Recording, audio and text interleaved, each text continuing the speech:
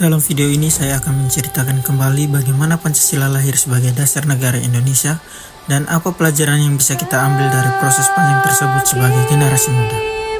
Pancasila bukan hanya serangkaian kata dalam pembukaan Undang-Undang Dasar 1945, tetapi hasil dari perjuangan, pemikiran, dan perenungan yang sangat dalam. Perjalanan lahirnya Pancasila adalah kisah tentang semangat persatuan dan keinginan untuk menemukan nilai bersama yang bisa menyatukan bangsa Indonesia yang begitu beragam.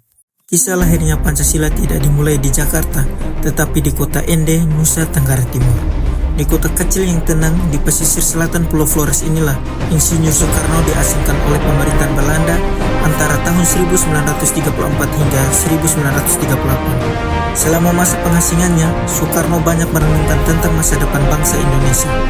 Dia sering berjalan ke tepi pantai dan duduk di bawah pohon sukun besar di sebuah taman kecil yang kini dikenal sebagai Taman Renungan Pancasila. Di tempat itu, Soekarno memandang laut Flores yang biru sambil memikirkan satu pertanyaan penting.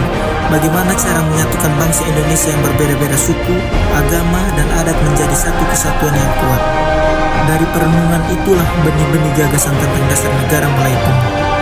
Beberapa tahun kemudian, ketika situasi dunia berubah dan Jepang menjanjikan kemerdekaan, dibentuklah BPUPKI pada 29 April 1945. Sidang pertamanya berlangsung di gedung Chuo Sang-in, Jakarta pada akhir Mei 1945. Disinilah para tokoh bangsa seperti Muhammad Yamin, Supomo, dan Soekarno membahas dasar negara Indonesia merdeka.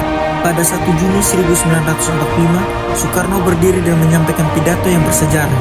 Ia mengusulkan 5 prinsip dasar yang kemudian dikenal dengan nama Pancasila. Bangsaan Indonesia, kemanusiaan yang adil dan beradab, persatuan Indonesia, kerakyatan yang dipimpin oleh hikmat kebijaksanaan dalam permusyawaratan perwakilan, keadilan sosial bagi seluruh rakyat Indonesia. Pidato ini mendapat sambutan hangat karena mampu menjembatani berbagai pandangan yang berbeda. Setelah itu dibentuknya Panitia 9 yang menyusun Piagam Jakarta pada 22 Juni 1945. Piagam ini kemudian menjadi dasar untuk pembukaan UUD 1945 yang disahkan oleh PPKI pada 18 Agustus 1945, sehari setelah proklamasi kemerdekaan Indonesia. Perjalanan panjang ini menunjukkan bahwa lahirnya Pancasila bukan hasil dari satu orang saja, tetapi buah dari musyawarah, toleransi, dan gotong royong di antara para pendiri bangsa. Mereka menempatkan kepentingan bangsa di atas kepentingan pribadi dan kelompok demi Indonesia yang bersatu. Bagi saya, kisah lahirnya Pancasila mengajarkan 3 hal penting bagi generasi muda. Pertama, persatuan dalam perbedaan adalah kekuatan sejati bangsa Indonesia. Kedua, semangat musyawarah dan toleransi perlu terus dijaga di tengah tantangan zaman yang sering memecah belah kita. Dan ketiga, nilai gotong royong harus diwujudkan dalam tindakan nyata seperti bekerja sama, saling bantu, dan peduli terhadap sesama. Pancasila bukan sekedar sejarah yang kita hafalkan, tetapi pedoman hidup yang harus kita jalankan setiap hari.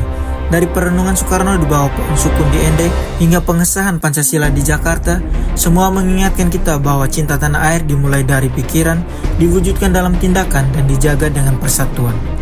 Semoga kita, generasi muda Indonesia, terus bisa menyalakan semangat itu untuk membangun bangsa dengan nilai-nilai Pancasila sebagai panduan. Terima kasih.